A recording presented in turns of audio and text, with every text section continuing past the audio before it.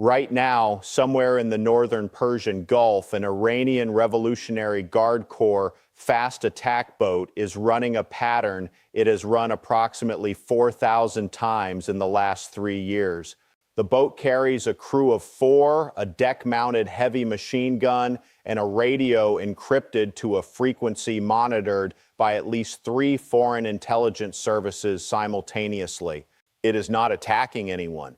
It does not need to. Its presence alone, cutting across the bow of a laden tanker moving at 11 knots through water barely 34 kilometers wide, is the message. The tanker's master has 2 options: slow down and radio his company, or press on and pray. Most press on, some slow down. And the cargo, crude oil, liquefied natural gas, petrochemicals, keeps moving. For now, here is what the mainstream media is not telling you. The Strait of Hormuz is not controlled by any single actor right now, and it has not been for at least 5 years. What exists in that narrow channel between the Omani coast and the Iranian shore is something more dangerous than a blockade and more unstable than open conflict. It is a managed standoff, a deliberate, choreographed ambiguity in which Iran retains what analysts call escalation dominance without having to pull a single trigger. And the entire global economy is hanging on the assumption that this ambiguity holds. By the end of this video, you will understand exactly 3 things. First, the precise legal, military, and economic difference between a maritime blockade and a strait closure, and why that distinction matters more than you have been told. Second, how Iran has constructed a layered denial architecture over the last decade that gives it the ability to shut down 21% of the world's daily oil supply in under 72 hours. And third, which nations are most exposed if the strait goes dark.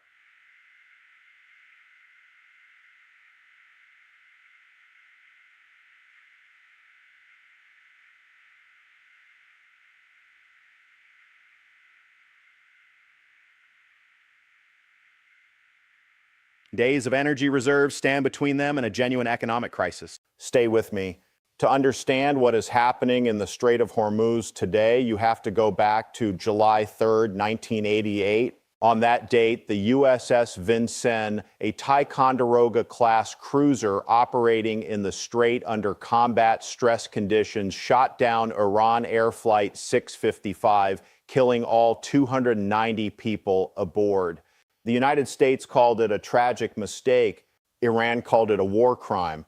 The Reagan administration paid $61, $8 million in compensation, but never formally apologized. That asymmetry, Iran absorbing what it considered an unanswered atrocity, lodged itself inside the Islamic Revolutionary Guard Corps like a splinter. Every subsequent Iranian military doctrine in the Strait has been shaped, at least in part, by the lesson that the United States would not be held accountable unless Iran made the cost of accountability unavoidable. Fast forward to April 2006. Iran's then President Mahmoud Ahmadinejad announced the successful testing of the Ra'ad, a domestically produced surface-to-air missile. Analysts noted it as a milestone, but did not fully absorb the implication. Iran was beginning to build an integrated air defense and anti-access network that was specifically designed to make the Strait a contested zone rather than a dominated one. By 2010, the IRGC Navy had published internal doctrine, later corroborated by Western intelligence assessments, describing the Strait as a strategic choke point to be weaponized, not merely defended. Then came 2012. The Obama administration tightened oil sanctions following the first serious international pressure campaign over Iran's nuclear program. Iran responded not with diplomacy, but with an announcement that sent a genuine chill through energy markets. Major General Mohammad Ali Jafari stated publicly that Iran could close the Strait of Hormuz and that it had the military capacity to do so in less time than it takes to say it. Oil futures spiked immediately. The Fifth Fleet, headquartered in Bahrain, issued counter statements, and the pattern that defines the Strait today was born. Iranian threat, American counterstatement, market spike, temporary de-escalation, repeat. The 2019 period was the critical inflection point. Between May and September of that year, 6 tankers were attacked or seized in and around the Strait. A Japanese-operated tanker was struck by limpet mines on June 13th. A Norwegian-flagged tanker was hit the same day. 14 explosive drones struck Saudi Aramco facilities at Abqaiq and Khurais on September 14th, temporarily cutting Saudi oil output by 7 million barrels per day, roughly half of the kingdom's total production.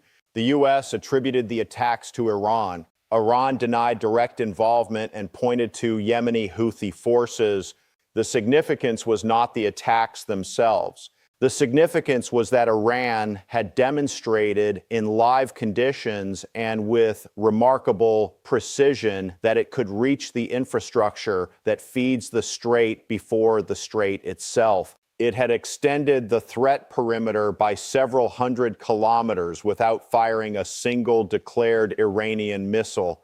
Between 2020 and 2024, the IRGC seized or harassed at least 17 commercial vessels in the Persian Gulf and the Gulf of Oman. In each case, Iran cited legal justifications, unpaid debts, sanctions violations, connection to Israeli interest that were contestable but not entirely fabricated. The pattern was deliberate. Iran was not blockading the strait. It was demonstrating that it could make the strait ungovernable without formally closing it. That distinction is not semantic. It is the architecture of the entire standoff you see today. Let us now examine the military reality because it is more complex and in several respects more alarming than the public discourse acknowledges. The Strait of Hormuz is, at its narrowest, approximately 34 kilometers wide. The navigable shipping lanes, the internationally recognized channels where deep draft vessels operate, are each roughly 3 kilometers wide, with a 2-kilometer median separation zone. In total, the traffic zone that matters for global oil flow is perhaps 8 kilometers of water. Iran controls the northern shore. Oman controls the southern shore. The United States Fifth Fleet patrols the waters between. What Iran has built on and around that northern shore since 2010 is what military analysts call an anti-access area denial network, or A2AD. It is layered, redundant, and specifically designed to impose unacceptable costs on any surface fleet attempting to operate inside the Persian Gulf. The first layer is submarine.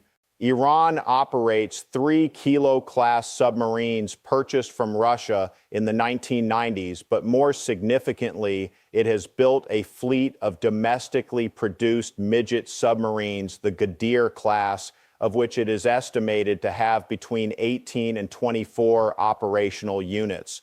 These vessels, displacing only approximately 120 tons, are nearly impossible to track in the shallow, acoustically cluttered waters of the Persian Gulf. They carry 2 heavyweight torpedoes each and have demonstrated the ability to operate covertly in water as shallow as 8 meters.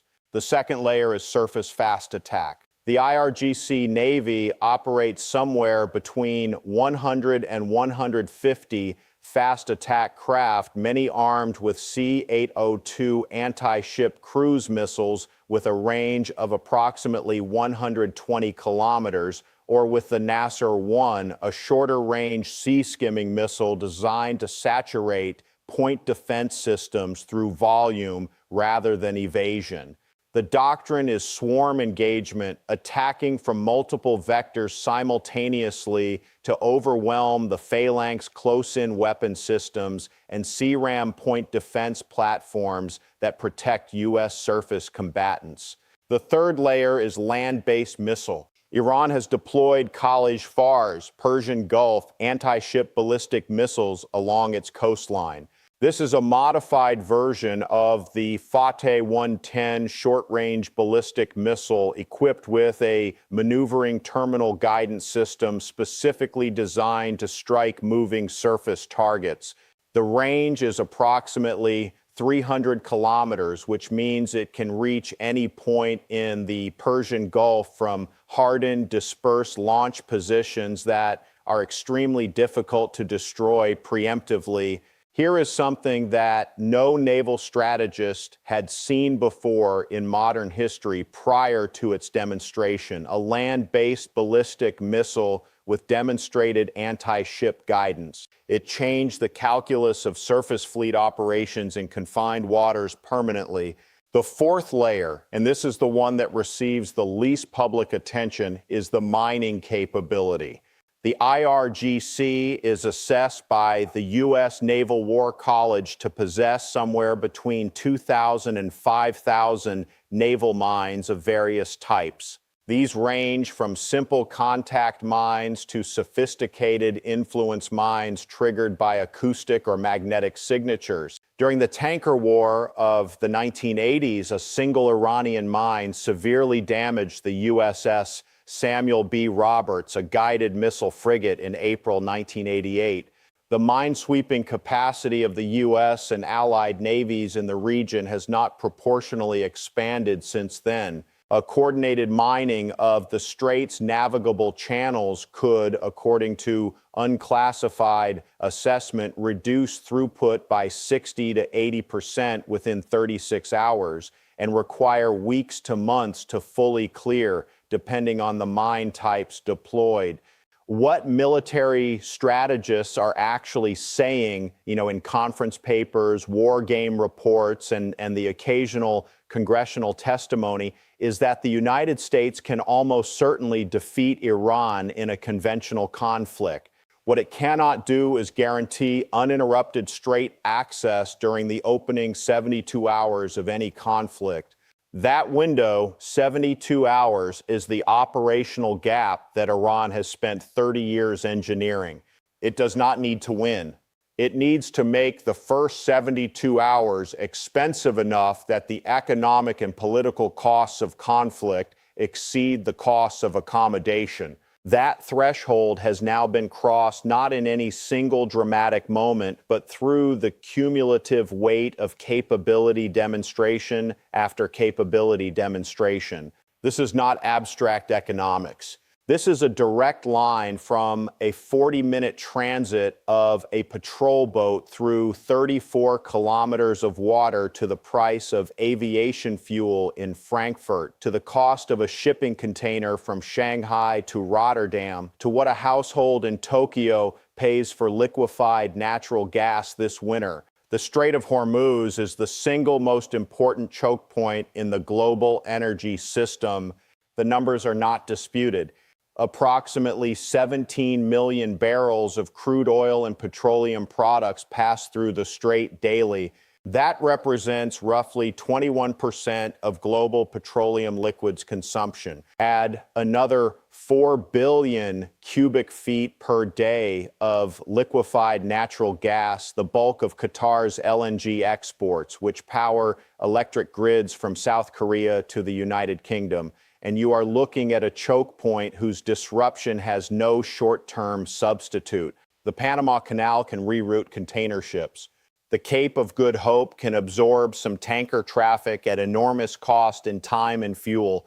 There is no rerouting for Persian Gulf LNG because the liquefaction infrastructure and port capacity exist only at the Gulf end and the receiving end.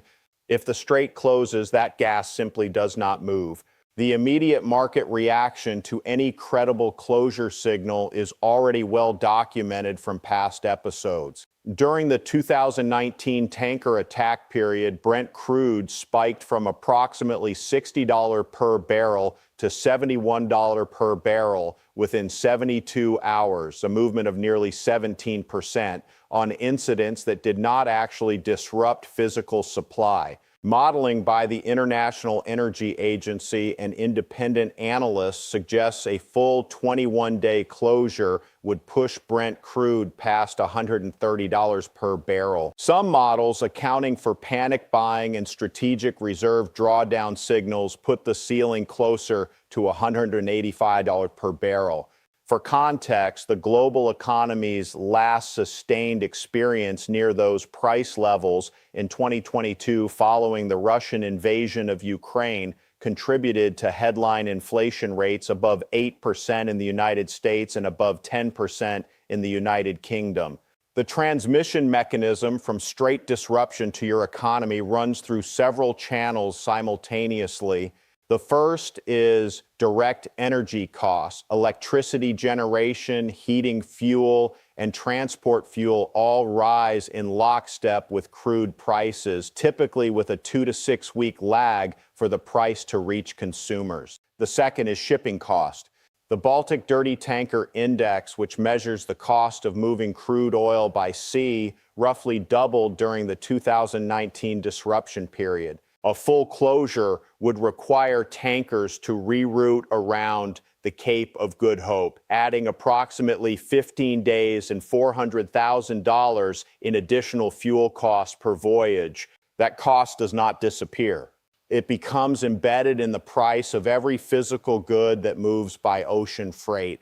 The third channel is food and fertilizer. Qatar, Saudi Arabia, and the UAE together supply a significant portion of the world's urea and ammonia-based fertilizer, all of which either transits the strait or requires energy priced against Gulf benchmarks. A disruption lasting more than 30 days would begin to affect fertilizer availability in South and Southeast Asian markets, regions where the gap between fertilizer application and crop yield is already thin. Now, let me put this in concrete terms with the reserve day counts because they tell you who panics first. Japan holds approximately 254 days of oil reserves, a product of its post-1973 oil shock policy. South Korea holds roughly 155 days. China's strategic petroleum reserve, combined with commercial stocks, is estimated at somewhere between 80 and 100 days, though the precision of that figure is contested.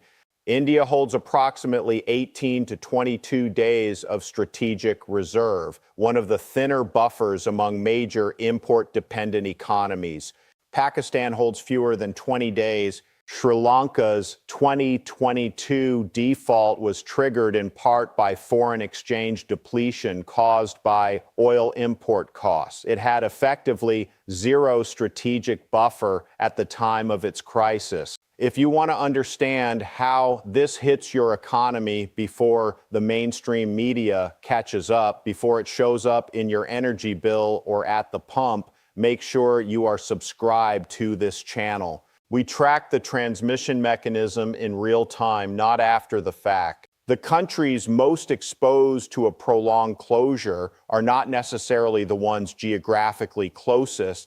They are the ones with thin reserves, high import dependence, and limited access to dollar-denominated credit lines to absorb price spikes. That profile describes most of South Asia and much of sub-Saharan Africa. For those economies, a 45-day closure is not an energy event. It is a balance of payments crisis. Here is what the diplomatic map actually looks like right now. And here is the thing the headlines aren't telling you. The most consequential conversations about the Strait are happening in cities that rarely appear in Western coverage. The United States' position is publicly straightforward. Freedom of navigation is non-negotiable. The Fifth Fleet will remain in the region, and any Iranian move to close the strait will be met with military response. Privately, the calculus is considerably more nuanced.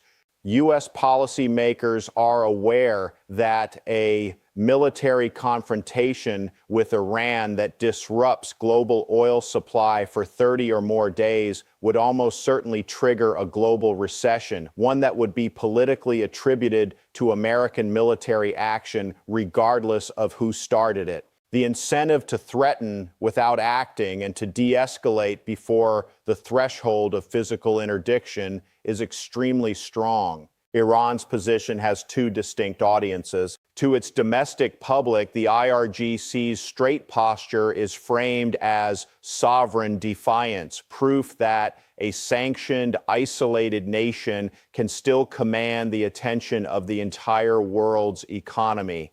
To the international community, Iran consistently denies any intention to close the strait, framing its actions as responses to Western provocation and citing the UN Convention on the Law of the Sea. The gap between these positions is not hypocrisy. It is deliberate ambiguity maintained because ambiguity is itself a source of leverage. The Gulf Cooperation Council states Saudi Arabia, the UAE, Kuwait, Qatar, Bahrain, and Oman have divergent interests that Western coverage routinely flattens. Qatar, for example, cannot afford a strait closure under any circumstances. Its entire economic model depends on LNG exports through the strait to Asian and European markets. Qatar has consequently maintained back-channel communications with Tehran that are arguably more substantive than anything Washington offers. The UAE's position is similarly complicated by the fact that roughly 10% of its trade, including significant re-export to Iran itself, moves through informal channels that depend on the strait functioning in a gray zone.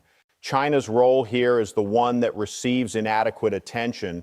China is Iran's largest oil customer, purchasing Iranian crude at discounts that allow Iran to sustain its budget despite sanctions. China has no interest in a military confrontation that would disrupt its own energy supply. But China also has no interest in facilitating an Iranian accommodation with the United States that would reduce Tehran's dependence on Beijing. Chinese diplomats have been present in every major multilateral conversation about Persian Gulf stability since 2021, and their preference, documented in Track 2 dialogues, is for a managed ambiguity that keeps Iran dependent on China while keeping the strait nominally open. Oman is the unexpected mediator that the situation actually runs through. Muscat has hosted Iranian and American interlocutors in back-channel talks through every administration since Reagan. Omani neutrality is structural. Oman shares a land border with Yemen, a maritime border with Iran, and a security relationship with the United Kingdom dating to the 19th century. The Sultan of Oman, Haitham bin Tariq, who came to power in January 2020, has continued his predecessor's tradition of offering Muscat as a venue where parties can speak without the record that formal diplomacy requires. Multiple rounds of nuclear-adjacent talks that later became the JCPOA framework passed through Oman first. Pakistan occupies an increasingly awkward position. Islamabad has a defense relationship with both Saudi Arabia and China, an energy desperation that makes it acutely sensitive to strait pricing, and a tradition of offering military cooperation to Gulf states while maintaining rhetorical neutrality on Iran. Pakistan is not a mediator in the formal sense, but its willingness to quietly pass messages and its vulnerability to economic pressure makes it a useful back channel for all parties. The red lines that matter most are rarely the ones stated publicly. Iran's actual red line, the point at which it would move from harassment to interdiction, is almost certainly tied to the survival of the regime itself, not to any specific external provocation. The U.S. red line, the point at which military action becomes politically mandatory, is a formal physical closure lasting more than 72 hours or a direct attack on a U.S. flagged vessel. Everything beneath those thresholds exists in the gray zone that has become the operating environment. Let us now examine the three scenarios that strategic analysts are actually modeling. The first scenario is a negotiated resolution. This requires, at minimum, a sequenced agreement on Iranian nuclear activity that provides Tehran with sufficient sanctions relief to reduce its fiscal pressure, because it is fiscal pressure, more than military ambition, that drives the IRGC's straight posturing. Iran's budget at current oil production and price levels runs a structural deficit that constrains everything from social spending to military procurement. Sanctions relief that allowed Iran to increase production from its current approximately 3 million barrels per day toward its pre-sanctions peak of approximately 4 million barrels per day would generate somewhere between $20 and $30 billion in additional annual revenue. That is the number that matters in Tehran, not the number of centrifuges. For this scenario to work, Iran needs to be able to tell its domestic audience that it won, that its defiance extracted concessions. The United States needs to tell its domestic audience that it secured verifiable restrictions. Both things can be approximately true simultaneously, which is why the JCPOA framework, for all its structural weaknesses, remained intact for as long as it did. A resolution is possible. It requires the U.S. to return to the framework it abandoned in May 2018, and it requires Iran to accept verification mechanisms it has consistently tried to limit. Neither step is without domestic political cost. Neither is currently being taken. The second scenario is continued attrition. This is not stasis.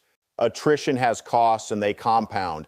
Each IRGC vessel harassment incident raises insurance premiums on Gulf shipping. Lloyd's of London's Joint War Committee has already listed the Persian Gulf as a designated war risk zone, which means every commercial vessel that transits the strait pays an additional premium calculated against the probability of loss.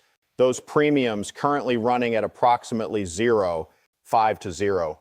7% of hull value per voyage for some categories of tanker, add real cost to every barrel of oil that moves. They are a tax invisible to consumers, but real in the pricing chain, levied by Iranian behavior and collected by London underwriters. The attrition scenario also has a military cost for the United States. Maintaining a carrier strike group or comparable force presence in the Gulf costs approximately $6 to $8 million per day in operational expenses, fuel, and personnel. The USS Dwight D. Eisenhower conducted a deployment to the region in 2023 and 2024 that stretched well beyond its originally scheduled duration. Extended deployments strain maintenance cycles, degrade readiness, and create retention pressures in a Navy already facing significant recruitment challenges. Iran spends a fraction of what the United States spends to sustain the ambiguity that requires that presence. The third scenario, this is the scenario that keeps strategic analysts awake at night, is catastrophic escalation. It does not begin with a decision to close the strait. It begins with a miscalculation. An IRGC fast attack boat running a harassment pattern in reduced visibility comes within a distance that a U.S. warship commander interprets as an imminent threat. The commander engages. One Iranian crew is killed. Tehran's leadership, under internal IRGC pressure and in a domestic political context where backing down is regime threatening, authorizes a retaliatory strike, not on a U.S. warship, which would invite full military response, but on a commercial tanker they can credibly attribute to ambiguity. The tanker sinks in the navigable channel. The strait is now physically compromised by a burning wreck. Insurance withdraws immediately. Tanker masters refuse to transit. Within 48 hours, the physical flow of oil has stopped, not because Iran ordered a closure, but because the market has closed it for them. The threshold for this scenario is not a presidential order in Tehran or a Pentagon war plan in Washington. It is a decision made by a boat commander in 34 kilometers of contested water who has seconds to decide and years of doctrine telling him the United States will not be held accountable unless Iran makes it expensive. That is what makes this scenario genuinely different from a declared conflict. It has no clear author. It has no obvious de-escalation mechanism once it begins, and it produces the economic outcome of a closure. Oil at $150 or $180 per barrel, global shipping frozen, LNG supplies to Europe and East Asia severed, without any of the diplomatic frameworks for resolution that a formal conflict would trigger. The Strait of Hormuz that existed before 2019, where commercial traffic operated under a broadly accepted norm of safe passage backed by unchallenged American naval dominance, is not coming back. What has replaced it is something strategists did not have clean language for until recently, a contested commons in which the cost of access is permanently elevated, the risk is permanently distributed, and the actor with the lowest threshold for escalation has the most leverage. Watch the insurance markets. Watch the tanker booking rates out of Fujairah. Watch the IRGC's public messaging in the 72 hours after any significant regional event. These three signals will tell you more about the Strait's near-term stability than any government press release. Let me connect this back to where you are standing. If you live in a city served by a major international airport, the jet fuel that lifts every flight you take is priced against Brent crude, which is priced against Persian Gulf supply, which is threaded through 34 kilometers of water, where an Iranian fast attack boat is running its pattern right now. If you heat your home with natural gas and you live in Europe or East Asia, a significant share of the marginal pricing for that gas is determined by what Qatar charges for LNG, and Qatar's LNG moves through the strait.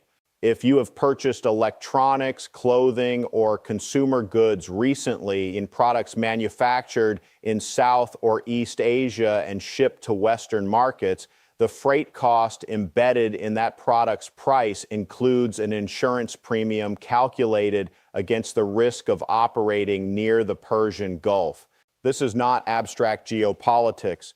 The price of a plane ticket from London to New York, the cost of a kilowatt hour in Seoul in January, the price of a kilo of fertilizer in Punjab, the cost of marine insurance on a container ship out of Singapore. All of these numbers have a variable in them, a risk variable that did not exist in its current form 15 years ago, and that Iran has systematically constructed through 30 years of deliberate capability investment and doctrine development. Zoom out further, and what you are looking at is a fundamental shift in how contested geography translates into economic leverage. The 20th century's security architecture was built on the assumption that the United States Navy could guarantee freedom of navigation in any strait, channel, or passage it chose to prioritize. That assumption underpriced the cost of anti-access area denial systems available to middle powers with the strategic patience to develop them over decades. The Strait of Hormuz is the place where that assumption has been most visibly and consequentially revised. The historical weight of this moment is not that Iran might close the strait. It is that the question of who controls the strait no longer has a clean answer, and when Kane Tarai we are nature and has not had one for several years. That ambiguity is itself the new normal. It is priced into every barrel of Gulf crude. It is modeled into every LNG supply contract. It is the background radiation of the global energy economy. What comes next depends on a question that no analyst, no war game, and no intelligence assessment has been able to resolve with confidence. At what point does Iran's fiscal position deteriorate to the level where the calculus of restraint inverts, where the economic cost of continued sanctions becomes greater than the economic cost of the disruption of full closure would cause? That is a number, it exists, and it is moving in a direction that should concern anyone who has followed this story carefully. That question does not have an answer today.